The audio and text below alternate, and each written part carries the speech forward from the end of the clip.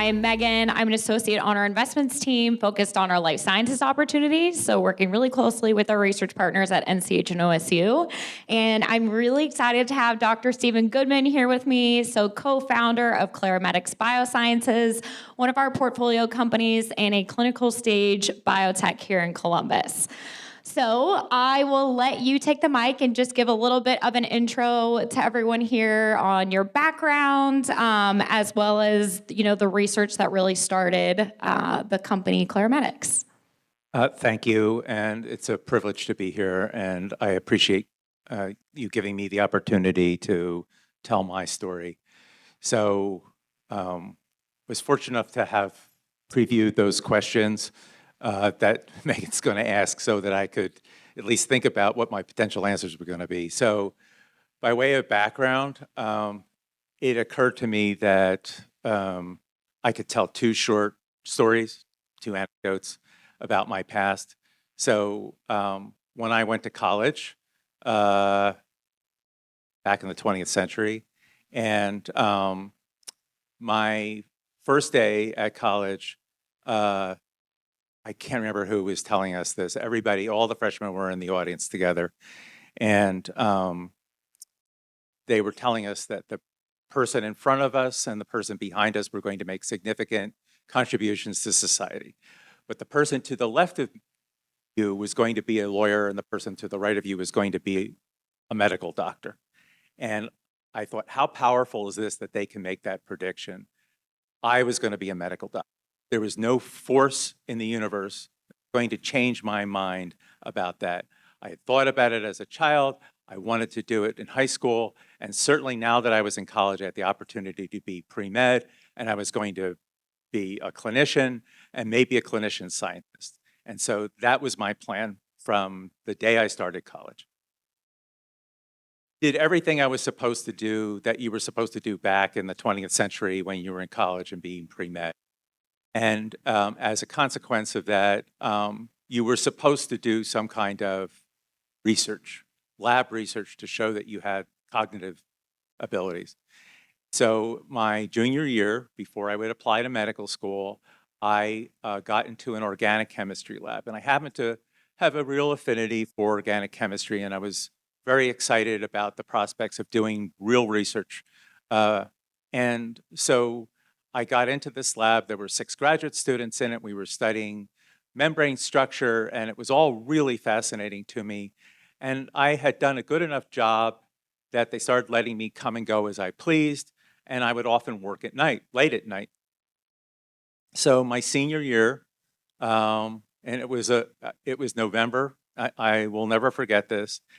It was about 10:30 at night, and there were 4 laboratories. I was the only one left except for one graduate student. And I was about to leave, and I thought I should go ask Anne if she wanted to close up the rest of the labs. And she was hard at work at the bench. She had a pipette in her hands, and she was busy. And I just stuck my head into the lab that she was in, and I said, I'm going to take off. Do you want me to close out the rest of the labs? And she said, no, I'll take care of that. Have a good evening. And I started to turn to leave, and she said, Steve, what year are you now? And the reason why she was asking was because she had been my freshman TA in chemistry. And so I had known her for all 4 years of college. We weren't friends, but I always look up to her. And I said, I'm a senior. And she said, oh my God, I can't believe that it's been 4 years already. What are you going to do when you graduate? Which would have been in May of the next year. And I said, I'm going to medical school. And without looking at me and back to me, she said, huh. And took that as being offensive to a certain degree. Said, why, huh? And she said, oh, I just assumed it always looks like you're enjoying yourself so much in the lab.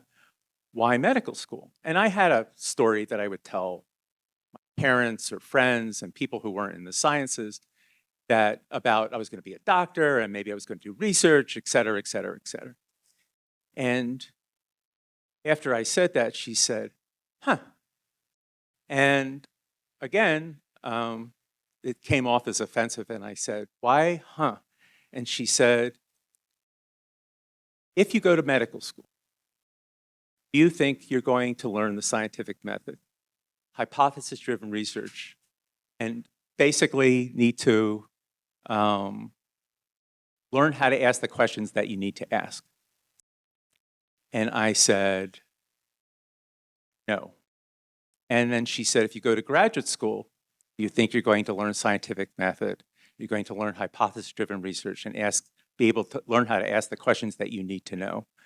And I said, probably. And she said, and then she turned around, she looked me right in the eye and she said, then I think your plan is half-baked. And then she went back to work. And I walked back to my dorm. It was about 11 o'clock at night. It was pitch black. And I was walking on a walkway in the middle of campus. And my head was spinning. And I got back to my dorm. And when I walked in the room, I took my coat off and I threw it against the wall. And there were a couple expletives that were released. And I said, I'm not going to medical school. How the hell did she do that? And the next day, I had not looked back since. The next day, I started applying to graduate school. And that is how I got into doing basic research. So that's one story.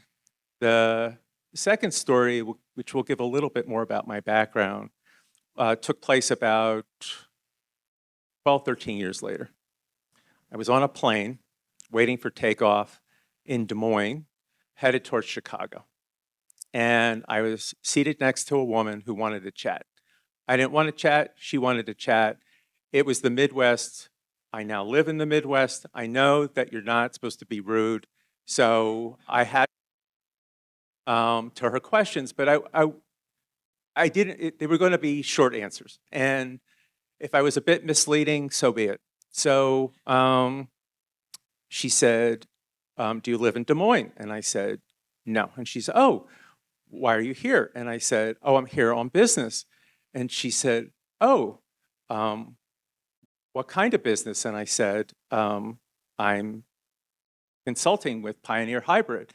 Now, she knew, because she was from Des Moines, who Pioneer Hybrid is. And at the time, they were the largest seed company in the world. That's wheat, sorghum, et cetera. And she's like, oh my God. She said, so you're consulting for them. What do you do? And I said, I'm actually between jobs right now. And she said, oh, well, what job did you leave? Where did you work before? And I said, oh, the National Institute of Mental Health. And big puzzlement expression on her face. Seed company, National Institute of Mental Health. Okay, I'm not getting this. What's your background? What did you study in school? And I said, graduate school or college. She said, let's start with graduate school. I said, oh, graduate school. I studied sexually transmitted diseases. And again, big puzzle question mark on. She said, what about college? And I said, oh, I got a degree in astronomy. And lots of like, okay. And the new job? And I said, oh, I'm going to be faculty at the University of Southern California in the School of Dentistry. And at which point, that was enough. She was done, and I did not hear from her for the rest of the flight. But I was not being dishonest. All of that is true. My undergraduate degree was actually a dual degree in biochemistry and astronomy. I had aspirations of being an astronaut, and when I chose to go to graduate school at Johns Hopkins, part of that decision was because the Hubble Space Telescope institution had just been set up, and I had this idea that I was going to be graduate student by day in biochemistry, and I was going to go work at night like I had done in college at the Hubble Institute, and that never happened. But I've always have that kind of level of aspiration. And so the National Institute of Mental Health is a little more complicated. So when I was in graduate school, we were studying how Neisseria gonorrhea, which is an etiologic agent of sexually transmitted disease of gonorrhea, how genetic information was being moved from one bacteria, one gonococcus to another. And that process required the uptake of DNA from the surroundings and incorporating it into bacteria they would share back and forth. And those studies got me intrigued in the whole process of what we would call now gene therapy. How DNA could move from one organism to another and be integrated and the genetic information transferred. And so I went looking for somebody who could teach me more about that. And there was a very famous scientist at the National Institute of Mental Health who had been hired back in the 60s because somebody decided, believe it or not, had the foresight back in the 60s to think, you know what? Mental health is probably going to be, at least in part, regulated by genetics. We don't know anything about genetics. What do we know about genetics? And the only thing was somebody who would study the genetics in bacteria. So this is 60s technology. And so they hired my postdoctoral advisor and back in the 60s, and he was developing, or developing is probably too strong, he was studying the process of how a bacterial virus was able to splice itself into the chromosome of a bacteria. And I learned an enormous amount from him, but that actually was in the National Institute of Mental Health. And so when I learned everything there was to know about DNA structure, about protein DNA structure, and so forth. But when it came time for me to leave his lab and look for faculty positions, the field, at least at that time, was starting to become constrained. There wasn't a lot of funding for it. There weren't a lot of opportunities. And so when I went out to look for jobs, I banked on my experience in infectious disease to look for a position that would celebrate that, as opposed to me climbing uphill and trying to sell myself as this nuclear protein biochemist. And dental schools are very rich, at least historically, in infectious disease, because 95% of all the diseases of the oral cavity are caused by bacterial infections. USC had zero people who were experts in infectious disease, and they hired me, and I am very grateful for that opportunity. So that gets me to the School of Dentistry. And before I knew, even though I was studying nuclear protein biochemistry, but with regard to how genes were turned on and off that had to do with the virulence of the bacteria that cause tooth decay, somehow I got nudged into the biofilm field. And it became a de facto sort of reality that I was a biofilm expert, even though I knew how to spell it, but I didn't really know much more than that. So, that sort of poised me, my experience in that regard, and to the next step, which was the technology, the discovery towards Clarametyx. Do you want me to go into that now? Yes. Okay. And, something that you didn't get to tell the person next to you on the plane was that you were also an entrepreneur, which is now, and would love to hear, how that research, then what the process was to go towards commercialization. At the time when I was interacting with Pioneer Hybrid, it was the first time I had interacted with any kind of industry at all. And it was so foreign to me. My plan was to sort of strike while the iron was hot. And they gave me some seed money, which I'm very grateful for. And they also allowed me to submit a grant to them, and I got money, grant money, which helped me start my lab at USC. They were very much interested in what's called safe harbor gene therapy. None of the IP, and this I learned very quickly, none of the IP that I should have been developing had already been acquired. And so while I could have helped them, it became very clear very quickly that I was not going to have my foot in the door here. And I was appreciative of the money. I was appreciative of the experience. I learned a lot about corn, but it wasn't going to be my future. And I'm still, uh, uh, thank God for LinkedIn. I'm still in contact with the people at Pioneer to this day. And that was a long time ago. I had, when I got to USC, they had gotten a huge endowment for a commercialization institute called the Stevens Institute. And they were looking for faculty to develop intellectual property. And a lot of you know that the Bayh-Dole Act of 1980 allowed universities to acquire intellectual property. And so this $50 million endowment was the opportunity, and this was back in the early 80s, to start to acquire intellectual property. And a friend of mine who was at a university where they had no commercialization office at all had a question that he didn't have the funds to really examine on his own or through his university. And he asked if I would do it on his behalf through USC. And I thought, well, I'm a colleague, sure. And as I'm telling the people at USC about this technology, they said, why aren't you part of this? Why aren't you inventing? And I thought for a second, I'm like, well, why am I not inventing? I mean, I have ideas. Why am I not inventing? And so they took me by the hand and showed me how to fill out a disclosure form. And slowly I started developing technology on my own. And this was back in the early 2000s.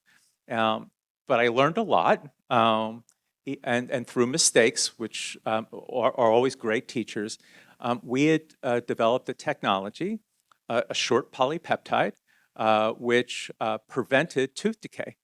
And it worked really well. What I did not know is even though the generation of that peptide to have it synthesized for lab uses, a few $1,000 for what would have been 100,000 doses, get GMP quality to put in a human being, someone told me, you're going to have to get GMP quality peptide. So I started calling companies that do GMP synthesis, and the CEOs were calling me back, inviting me to lunch. And I'm thinking, like, this really must be a great idea because I'm getting the CEOs of these GMP facilities to call back. And then they start putting price tags on it, $500,000, $1 million, just for a little bit, and that they were going to have to convert whole buildings to prepare for it. So the price tag, which I had estimated to be a half a cent, added to a tube of toothpaste, suddenly raised the cost of a tube of toothpaste to $250. And with the bottom line being 50% reduction in tooth decay. And not surprisingly, nobody wanted that technology. So valuable lesson learned about markets and so forth. But the Clarametyx discovery was probably one of the most important that I've ever been involved with. And that started back in the 1990s when I was a brand new assistant professor. And I had studied as a postdoctoral fellow the nuclear protein interactions, in other words, the proteins in the DNA structures that were involved in this splicing activity that this bacterial virus was using. And the virus basically co-opts a protein inside the bacteria to do its bidding. And this protein was fascinating to me. Not only bound to DNA, but it bent the DNA so sharply, more than any other protein. And it was ubiquitous. It was in every single bacteria. And I kept thinking, this must be really important. It turned out that mutations in this protein sometimes were lethal and sometimes they weren't, depending on the bacteria. And so people were like, yeah, it's interesting, but not every bacteria needs it, even though it's present in every single bacteria. And when I got to USC, I thought I should continue those studies on this protein, but I'll do it in Streptococcus mutans, the primary etiologic agent of tooth decay. That's what I'll do. I'll start there. So I had this crackerjack graduate student who was very excited to purify the protein. Back in those days, there was not underlying technology or technologies or companies that could help you express proteins. the way that is done now. And so we did it the quote old-fashioned way. You break open the cells and you would try to, based on empirical properties of DNA binding proteins, try to purify the activity. And it could take 5, 6, 7, 8 steps to purify a protein if you were lucky, and it had to be abundant enough in order for you to be able to purify it. So Chen starts on a Monday, and on Wednesday, he's done. And I do not believe this at all. Not possible. And he said, no, I did it. And he shows me his data, and it's like, he did it, purified it. And I said, walk me through this. And so it turned out there were not 8 steps or 5 steps or 3 steps in the purification. He had done 1. And I did not understand how that was even possible. Surely there were other DNA binding proteins or other molecules that would have been 1 step. It turned out that the bacteria, this Streptococcus mutans, was not one that he was familiar with. And the techniques that he was using to break the cells open were not breaking the cells open. All of this protein was outside the cell. And so that immediately raised red flags. Why is a DNA binding protein in such abundance outside the cell? And if you're trying to get a grasp on how much protein that was, to this day, 30 plus years later, that's how we purify the protein, is just by taking the media around the bacteria and 1 column and we're done. To this day. And so that result was very powerful, but it left this question: why is a DNA binding protein in that abundance sitting outside the cell? It made no sense. There are a couple situations where DNA is outside the cell, but none that seemed important to me. Filed away. About 10 years later, a colleague of mine discovered that DNA was probably the most important architectural element in biofilms, part of the extracellular matrix that protects the bacteria when they're in this community architecture. And when bacteria are in biofilms, they are 1,000-fold more resistant to antibiotics than they are if they're just floating around. So this is a mechanism by which the bacteria protect themselves. And people have been studying biofilms for years, since the late 70s. And the problem was always the matrix. How does the matrix protect the bacteria? How does the matrix allow the bacteria to interact productively? Because biofilms are not typically single species. There are dozens, if not hundreds, of different species where bacteria can interact among themselves. And so this result that came out back in 2002, that if you add an enzyme to bacteria and try to get them to form a biofilm that normally would very much easily, would not in the presence of an enzyme that degrades DNA. The thing that was most fascinating to me at the time was the later you waited to add the enzyme to destroy the DNA, the less it had an effect on the biofilm. And so, like everything else in science, everybody ran out to see if their bacteria would respond similarly. Same story. I add the enzyme that degrades DNA and no biofilm forms, but if I add it 2-3 days later, it had no effect. And the field very quickly decided that DNA might be important for biofilm development, but once it's formed, it probably wasn't important. It's not an unreasonable hypothesis, but there was this peak of activity studying extracellular DNA in biofilms, and then it went down to almost nothing. Meanwhile, I had DNA. I knew there was DNA out there now, and I had a protein that bound to DNA that created architectures.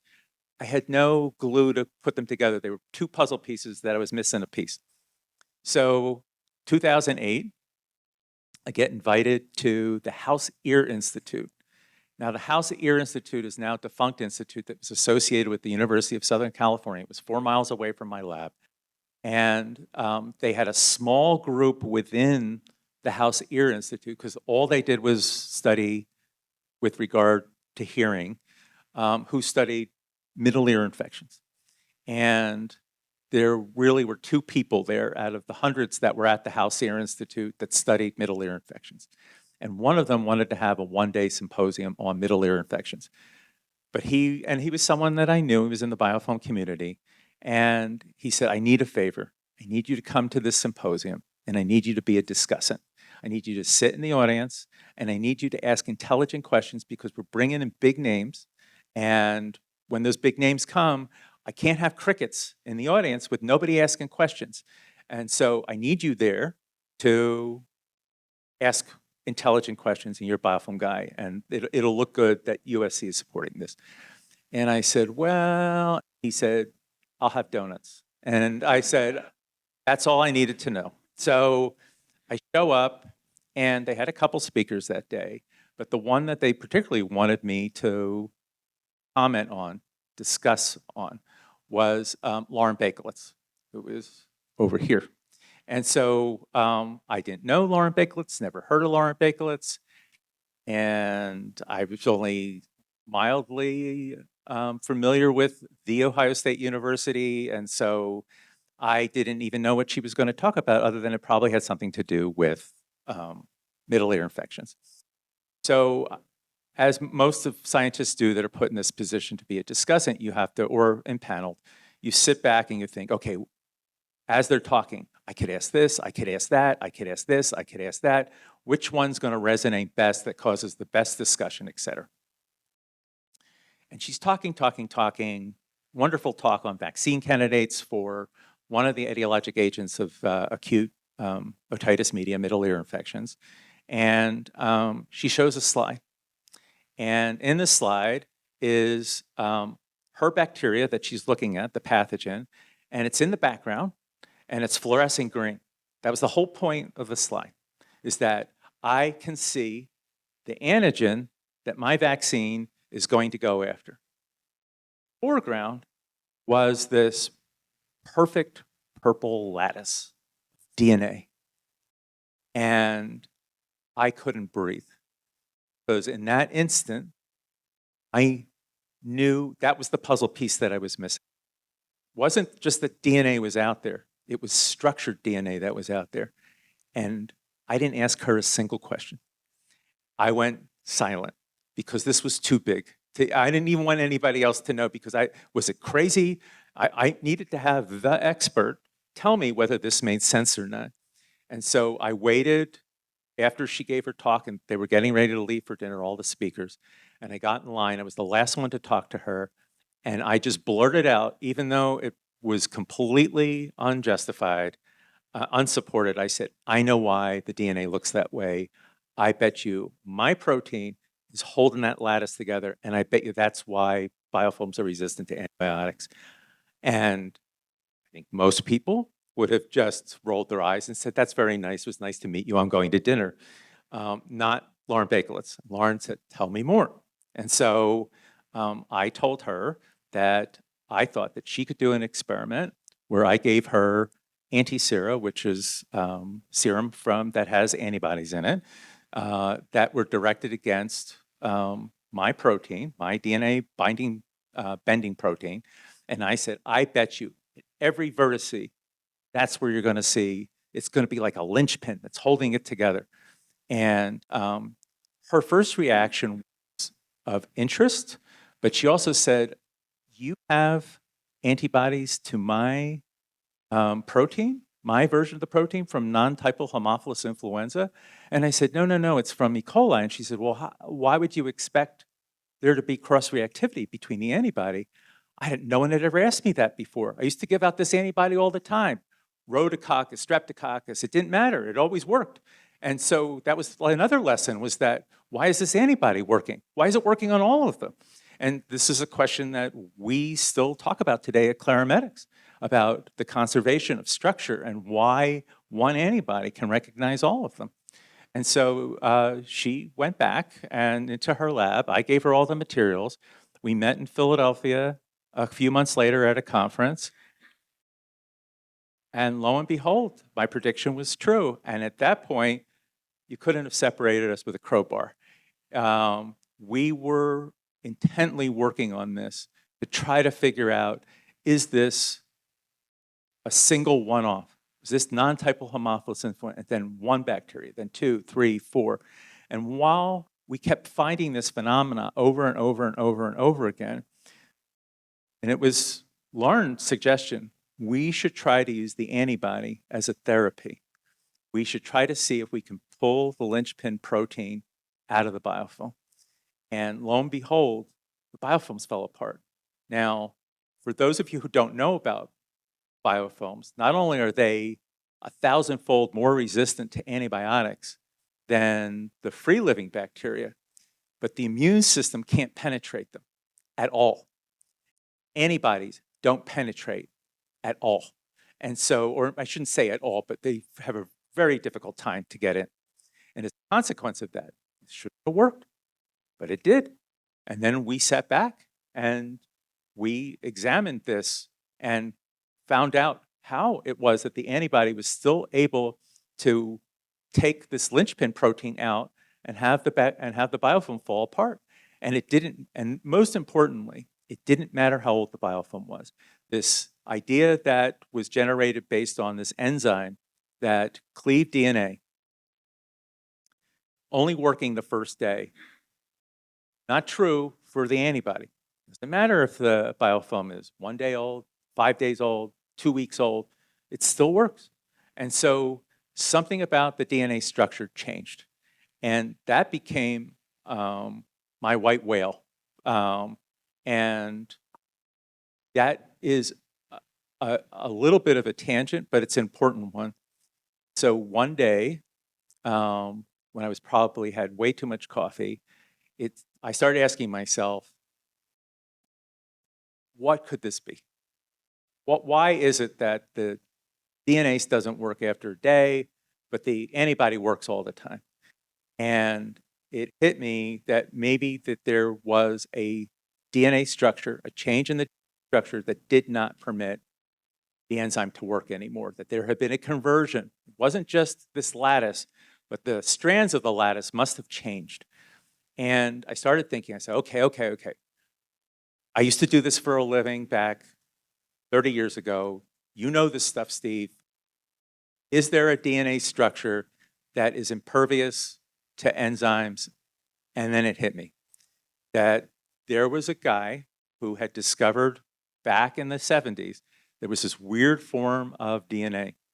DNA typically, almost always, is in a right-handed helix. When you see pictures of what Watson Crick discovered, right-handed helix. But he had discovered that there was an alternative form that was in equilibrium with this, what we call B-form DNA. He called it zDNA. It's left-handed. It was almost a mirror image of the B-form DNA, except it was left-handed and it was in the zigzag orientation. And it did not make any sense because when Alex Rich discovered this back in 1979, he found that the conditions to create this zDNA were not ones that would be found inside a cell. But for whatever reason, he decided that he was going to prove that zDNA was biologically important.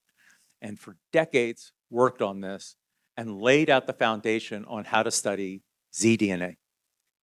Look at all the papers on zDNA from the 70s, 80s, 90s, until he passed away in 2015. He's probably an author on 90% of them. And so I'm like, okay, there's all this literature. We can figure this out. Is there zDNA present? And what does this mean for the biofilm? And so for the last 5 or 6 years, Lauren Bakelitz and I have been studying this, and it turns out that when the biofilms start to mature, they change the structure of the extracellular DNA from the B form to the Z form, and it becomes this, not just this labile matrix material, but this stiff, powerful shield. And when we published our results in Cell, which is a top-tier journal, I went to go look online to see my triumph, our triumph. I went to go see my paper being published. It was a big moment. And what I did is I put in zDNA biofilm. Expected one paper to show up, ours. I didn't. There was a second paper. And I was like, what just happened? how is this possible that us leaders in the biofilm community did not know about somebody else working on this? Turns out, pure happenstance, about the same time, Procter & Gamble was trying to show that their new detergent, their new clothes washing detergent, not only would get rid of dirt and grime, but they would get rid of the bacteria that were on clothes. And so they decided, well, the most strenuous way to prove that is we'll look for the DNA of bacteria after we use our new detergent. And they decided they would use antibodies. And the antibodies that they chose were for bDNA. Nothing. No sign before or after of bDNA. And so they were perplexed. And somebody, one of the authors said, there's another antibody, the zDNA. Let's look. And they did, and it was there. But without realizing it, they had just recapitulated everything that we were saying, that when bacteria form on a surface and they form a biofilm, they need to be in the zDNA form to be resistant and robust. And Procter & Gamble, without realizing it, just recapitulated that notion. And I want to talk a little bit about this because now you have third-party validation of your data, Yes. all of the work that you and Lauren have been doing. And so what made you go from, this is living in the lab, we're working on this for the purpose of pushing forward science, to this needs to be something that the world knows about that can improve the health of patients? And then how did you build the team around it? So when we started this, I was still at the University of Southern California, had not moved yet. And they had the Stevenson Center, and we immediately created an IIA between Children's and USC. And we had some licensing agents that immediately grabbed hold of this, and they decided a licensing play was the smart move. And the licensing agent that was in charge went around and started pitching this, and I'll speak for myself. I thought everybody would want a piece of this, and the reality was only one company was interested. And that's fine, one's fine. And so they were very interested in this. In fact, they had an entire division, the only big pharma that had a division of 2,500 people dedicated to biofilms. And so if you're gonna have one, this is the one that you want. And so we did diligence with them for, for about a year. We went to them, they went to us, back and forth, and by January of 2011, term sheets were being made and we were ecstatic. And they weren't just interested in an antibody, they were interested in a vaccine. And we thought, this is how you do it. We just would transfer it to them and that would be the end of it. The process of getting an agreement was far more involved. And it took 17 months to get to a point where one day all the lawyers on both sides, Children's, on USC, and this company were like, we're satisfied. Because we were getting phone calls. If we put a company that makes antibodies in Vietnam and the Chinese are listening on the other side, who's going to own the IP if they overhear the technology? It was questions like that every week. And then finally, everybody was agreed. And we're all looking across, and it was a Friday. Our liaison was going to take it to the board. It was supposed to be pro forma, and that was going to be it. The world would have it. And this was 2012. And we knew at the time probably 1/10 of what we know now. And we were so excited, and we were going to poster children of how to license, et cetera, et cetera. The weekend goes by, we don't hear anything from a liaison. Monday morning rolls around. He calls me and he says, no deal. And I said, wait, what? And the board, new board member doesn't believe in biofilm, doesn't believe in chronic infections, and dissuaded the rest of the board that this was not a good idea because it was going to, the logic is one of these things that you run into. If you create a disruptive technology, then you have to, then why are you the first ones? Why didn't anybody else figure this out? Is it because the technology's wrong and that it actually won't work? And so they went back and forth apparently and decided it wasn't worth $1 billion investment. And that was the end of that. And for a week, we were like, is there any way we can like have them revisit, et cetera? Nothing. No, we're done. We're done. And that was the first time that I had an experience with pharma where for years, there was interaction with the scientists, there was interaction with the middle management, nothing. It was crickets. And a week later, we read on CNN that not only had they killed our deal, but they got rid of the 2,500 person biofilm division.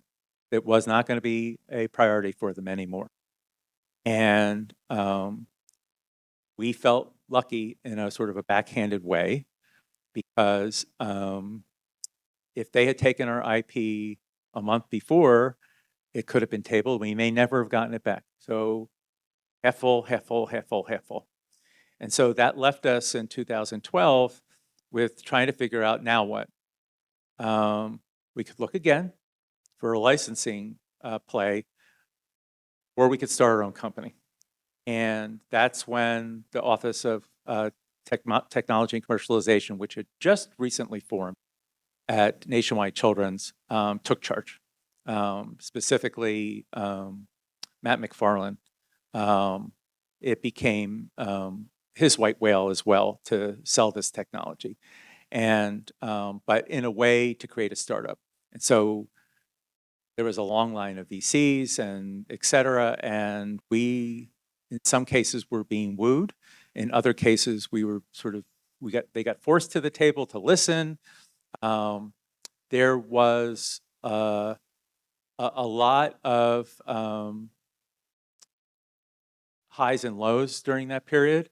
And if I learned anything from that, it was the people who you work with are as important as the technology itself. Because we were so desperate to get into another arrangement, in this case, a startup company, that we rushed in probably with the wrong group. And their strategy, when it eventually became clear what they wanted to do, was not to develop the technology into lead candidate therapeutics, but to simply market it as is. And I'm sure that it could have worked, but it didn't.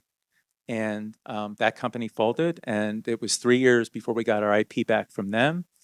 And probably going to ask me about Mike Triplett. So I am. So I had met Mike Triplett back a long time ago. He was the CEO of a small anti-biofilm company, and we did a dance with him often.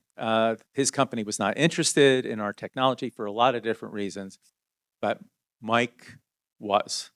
And it was sort of like two people who probably should have been in a relationship, but had other relationships, and so there weren't any opportunities to interact. But you sort of just watched from afar that Mike was always there, Mike was always checking in, and we waited until this first company failed, and then he sort of showed up and said, I think there's room to create something here. So another big lesson is not only finding the right people, but maintaining good, solid relationships with them, because you never know who's going to be a friend and who's going to be the one that's going to be your champion. Mike has been throughout this process, even when he was technically adversarial at a different company. And so I don't think between the Office of Technology and Commercialization at Children's and Mike Triplett, at least in the beginning, I don't think there would have been a Clarametyx at all. So, but thankfully, Lauren and I saw the wisdom in maintaining that relationship with Mike, and it paid off big time. And so now, you have this team really around the technology to bring forward the business perspective in combination with your scientific perspective. How has your role in the company evolved, being, scientific co-founder now to having some other individuals also step forward on the business front? I know that there are people in the audience who are veterans and they have been through multiple rodeos, so to speak. But there are also people in the audience who are wondering how this whole process starts. And my original perception was, okay, on day one, doing 100% of the science, and you're going to be doing 0.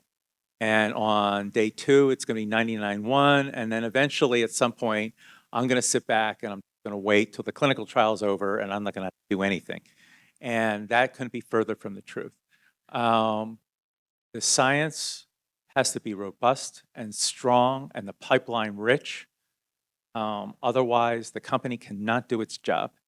And there is, this is my opinion, there are times when there is, and I can't think of any other word than friction. The company's job is commercialization. My job is to keep the science accurate and sharp and timely. And there's a desire on both sides to control the other. And I think that this has to be a situation where there's a rapport. Each side tells the other what they're doing and why, and making sure that everybody has line of sight, eyes on the prize. What do we want to do and why do we want to do it? But how much I do has not changed. In fact, if anything, I do more, because there are definitely times when the company simply diverts to a CRO, and there are other times it's like, how do we do this? So it's really left on Lauren and my shoulders to say, either just give advice or, in the context of our NIH grants, be able to ask some basic questions that are consistent with the aims of those grants. And we have had SRAs with Clarametyx where they've been very targeted on trying to figure out an answer to a question. But we have to work hand in hand. And just like they have to be aware of science, we have to be aware of business development. And it's, no matter how much I learn, I don't know enough. And particularly since every time I think I've figured it out, they're going on to the next phase. And so then I got to learn it all over again. We were doing clinical trials for safety, big learning curve. Then it was now for safety and efficacy, different learning curve, but we need to learn. And that's part of the process. And so I wouldn't say that I do things differently. I just do more things than I used to do. But it's a labor of love. And so now, the technologies and phase 2 trials and then preclinical studies on the vaccine. What does success look like for you specifically? Originally you went after the licensing route to a big company who would really take over the full development pathway. You ended up doing startup, so you're in it for the long haul.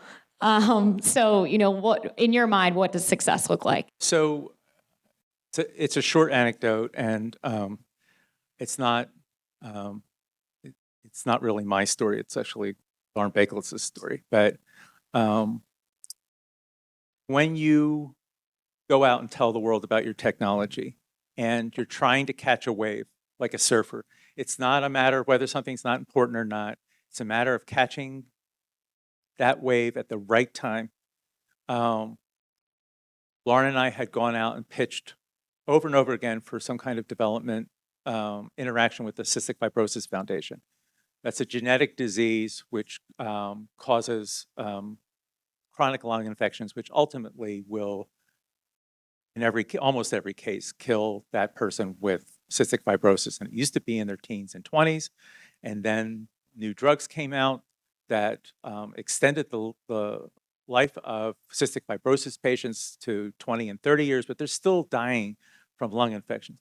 And we kept pushing and pushing, and every opportunity to get, we would pitch in front of Cystic Fibrosis Foundation. But they were very focused on these drugs which took the damaged, genetically altered protein that is intrinsic to the disease and trying to fix it, make more of it, or fold it properly so they get more activity. And it works, but it doesn't work enough.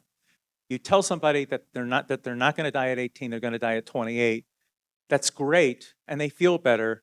But if they die at 28, have you really solved the problem? It's the infections.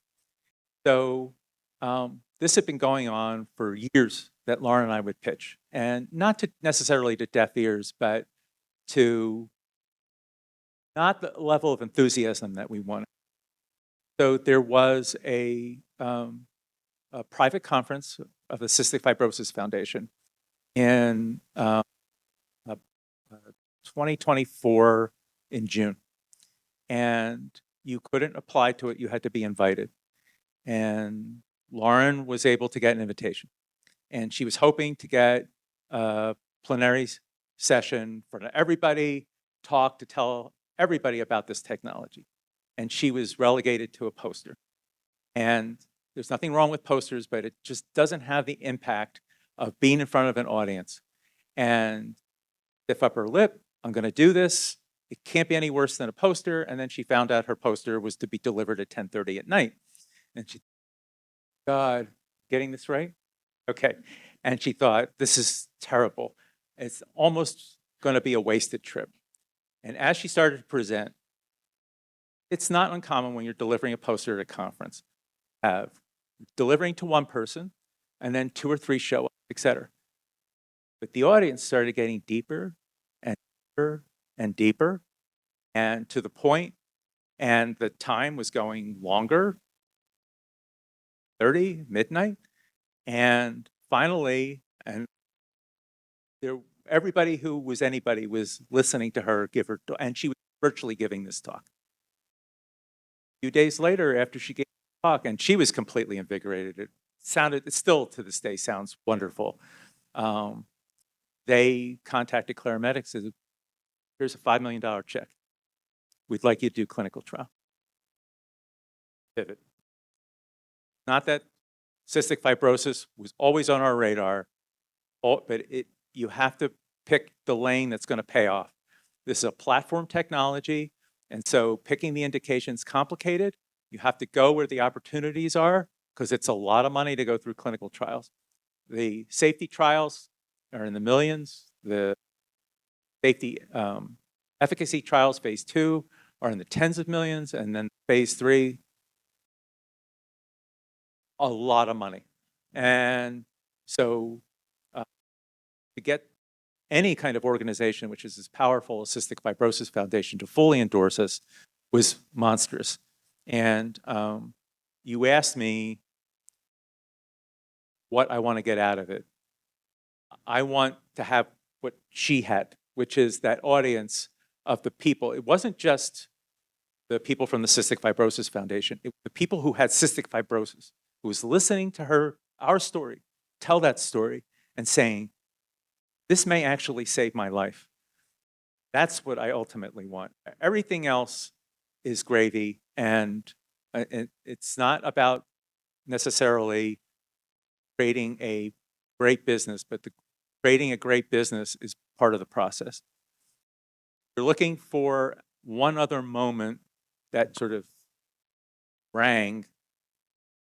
In 2022, I was sitting in my office, and Dave Richards, the current CEO of Clarametyx, knocked on the door, and he said, can I bother you for a minute? He come to Nationwide Children's, where we were at the time, and he said, I have something for you. Now, he is notorious for giving out Clarametyx mugs, and I have a lot of them, and we keep them all. That's not the issue. Just like in my mind, it's like, okay, how has he managed to get the Clarametyx logo onto yet another mug? And that's not what it was. He pulled out a lucite block, and in the lucite block was a vial. of the monoclonal antibody that was being used in our first clinical trials. And it is a moment I will never forget, and it is the one thing I will keep with me always, is that was the moment, that was the inflection point that I knew we were moving forward, we were going to do good, and it was going to pay off for everybody involved.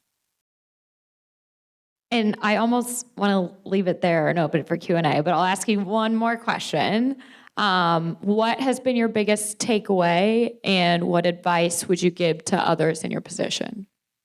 So I've already mentioned about relationships and maintaining them. And even when things don't necessarily work out, you definitely want to build bridges instead of breaking them. But there's something that I've learned in science, and I think it's absolutely true in business, is that if you walk into a room and you say, I have the answer, and you don't, then you burn bridges and you're going to have a much harder uphill climb.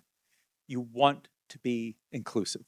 And so there's no reason why our technology can't be paired with other anti-biofilm technologies to make it even better. And I know that there are clinicians out there who say, wait a second, I have a therapy.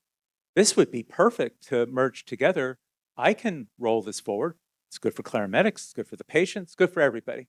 And so this idea of being inclusive, of getting up in front of a crowd of people who were sitting in the audience developing their own anti-biofilm technologies and saying, this is great. All of us working together will even be better. You have to remind people of that you don't want them sitting in the audience. Why am I doing this? They have the answer. Why am I doing this? Because what they do is just as important as what we do, because we're building towards the future. And I think that is probably the most important. Great, thank you. Okay, I will go ahead and open up to the audience for Q&A. I find fascinating how you rolled from one area of expertise to the next throughout your career. And my impression is that you went from being a clinical researcher to now being a technology leader. How did you get through that? What do you find different? What tools do you use now that you didn't use when you were strictly a clinical researcher? Well, I think the most important thing is knowing your audience. Because everybody, like today when I walked in, first thing I did is I looked at every name tag. Who am I telling the story to? What hat am I going to be wearing today? If it's in front of scientists, I'm a scientist. If it's biz dev, it's biz dev. If it's about politics of science, that's who I have to be at the time. Because if I start speaking a different language, I'm just going to hear crickets. And so being able to pivot on position and perspective is essential. And you want the audience to get their money's worth. The audience isn't necessarily a group of people listening to me, but it could be a discussion. How can we develop this better? How can we do better? And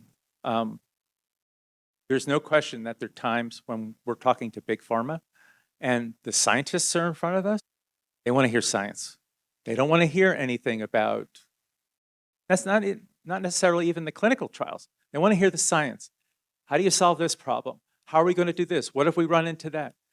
On the other hand, if it's middle management, it's more of a sales pitch. And I did not go to school to learn but I've learned how to sell and know what the qualities are and what the audience wants to hear or needs to hear. So it has been learning to be the Renaissance person who can easily shift and be able to talk to anybody about the technology. Thanks a lot for this morning. Really, really interesting. As a founder, I think a founder of a business is always looking for that audience that you described at the end, where it's filled and everyone's really interested in what you're inventing or coming out with. On the opposite side, as you begin to grow a business and you're thinking about what you're doing good for the world and doing some type of savings, there's always in this background, and it may be coming from a spouse or a family or something like that. How am I going to live on the lack of money? Because it's all bootstrap. And it seems like, you were fortunate you had backing of a university lab, you had nationwide and that type of thing. But now as a actual startup business, it's looking and maybe you have a couple $1 million to help you with a phase 1 or phase 2 or phase 3. But how do you make that leap into or actually figure out equity sharing or where money is going to come from, or how you satisfy maybe a spouse that's saying how are we going to buy Cheerios on Saturday? So I am a full professor at the Ohio State University. And my bread and butter has been for my entire career paying myself through government grants. And the first company that we created that ultimately failed, Lauren and I sat down and we said, okay, that didn't work. We need to find, and this technology is too good to let go. How do we keep ourselves afloat? And our choice at the time was, well, we still have our labs, they're funded. We need to write grants, and we need to be able to acquire funding. And some of it was local funding. In fact, part of it came from the Office of Technology and Commercialization. But you have to look. And we had been working under the premise that our technology was so strong that anybody could have taken the anti-serum, the serum, and turned it into a humanized monoclonal antibody. That technology exists. It's 95% likely that anybody could have done that. But Lauren and I looked at each other and said, we're going to have to do it. We're going to have to figure a way to pay for that, because even that small step is going to make us more attractive the closer we get to the finish line. So we did baby steps, incremental steps to make our technology more attractive. And wherever the money came from, that was fine with us. You try to keep it to undiluted funding. Particularly when you don't have a company, you don't have any choice. But we still had that relationship with Mike Triplett hanging in the background. There was a company, probably still exists, called Biomotive that was very interested. That gave us some street cred. So you use that as a buoy to say, well, want to invest in us, you're going to have to sit down at the table because there's another group that's interested in us. It's a matter of leveraging till you finally get to a stable point. As far as equity in the company is concerned, when Mike came and said, we're in a position now, I still remember the day, we were in a conference room, Lauren and me and Mike and a couple other principals, and the question was, how much equity and how are we going to split it up? And you're looking at your value, you look at yourself in the mirror, am I worth this percent? Am I worth more? Are they being too generous, et cetera? You're going to be diluted at some point anyway, probably multiple times. But at the end of the day, it was eyes on the prize, line of sight. What's the goal? And the goal is to get this technology to the people. Everything else is going to be gravy, but you got to make it work. And you have to have people there who are going to be supportive, both in time and money. And I can imagine people who are in the tech sector who don't have the advantages of being a faculty member, don't have government grants, who are going to be stuck in a position, how do I raise money in the interim? And there are technology devices that are around where you can get 50,000 here or 100,000 there. They're few and far between, which means you got to hustle and you got to really know what you're talking about. And whether you learn it or whether you get somebody who knows what they're doing, you're going to have that expertise, even just to stitch together till you get to a point where you're surviving. So. Thanks. Maybe a real quick follow-up to that. Once you're to that point, are you at right now? You described the phase 2. Are you interacting with the CRO where that that myriad of unknown, how do you cross the world with the phase 3, and how are you doing it yourself? The company, the C-suite is responsible. Lauren and I are the chairs of the scientific advisory board, so we're intimately involved in the decisions that they make, and they consult with us as to, does this make sense? Is this going to get us to the finish line? Are there any potholes that we need to be aware of, kind of thing? But that does not, none of that requires my expertise, but it requires my buy-in. So hopefully that answered. And then the gentleman in the back, and that pretty much wraps us up. Thank you very much, Stephen, for telling this story. It's great to hear all the twists and turns and the success of where you are now. I especially love the fact that you talk about keeping your eye on the prize, that the goal of this research is to help a lot of patients, in some cases save lives, in other cases improve the quality of life. I believe that in the university and the research community, there's a lot more research that could be commercialized. How do we inspire more people to embrace a commercialization mindset with that eye on the prize versus let's just stay in the lab with grants forever? That is a great question. And so I am going to give an attaboy to the University of Southern California, who briefly, I thought, solved that problem, but they've since dispensed with it. So right after Lauren and I started working together, there was an email that got blasted out to all the faculty. The new program called Ideas Empowered. And Ideas Empowered was, they were going to give grants, $75,000, $100,000, $150,000 to develop technologies. And there wasn't much information, but the auditorium that they held it in was the largest at USC, and there were 500 of us sitting there, because universities will throw $5,000 for seed money, sometimes $25,000, but never more than that. And so $100,000 got everybody's attention. $150,000 got everybody's attention to lean in.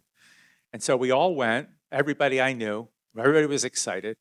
And the first thing they said was, okay, it's more of a workshop. And in order for you to get the money, you're going to have to go to every single session of the workshop. Entrepreneurship, everything.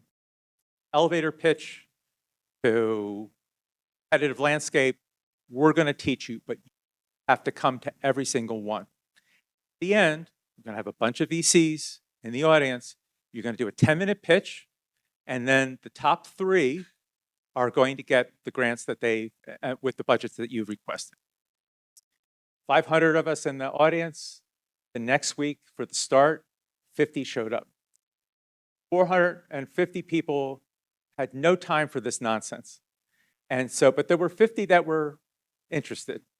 And so after week 2, we were down to 35. But that 35 stuck to the end. And I had the benefit of already interacting with the Stevenson Institute, so I knew a little bit about this stuff. And of the 3 winners, and it was this technology, and that was $80,000 that they invested in this. So you take the opportunities when they're available.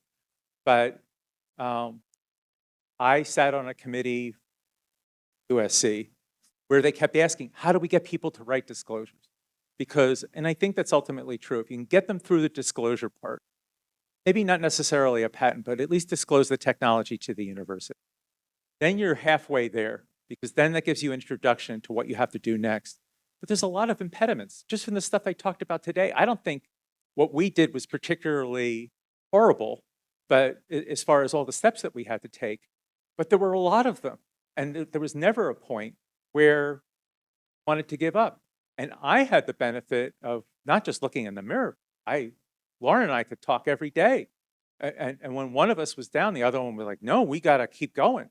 I mean, this saved people's lives. And so I think there are a lot of impediments, but you need to keep exposing faculty to this and the opportunities. Because the Bayh-Dole Act did a lot, and it's still not taken advantage of to the degree that it needs to. Smart people who are at university have a lot more to offer than they realize. Well, thank you, Dr. Goodman. This has been an amazing discussion, and thank you all for joining us. Really appreciate it. Have a great rest of your day.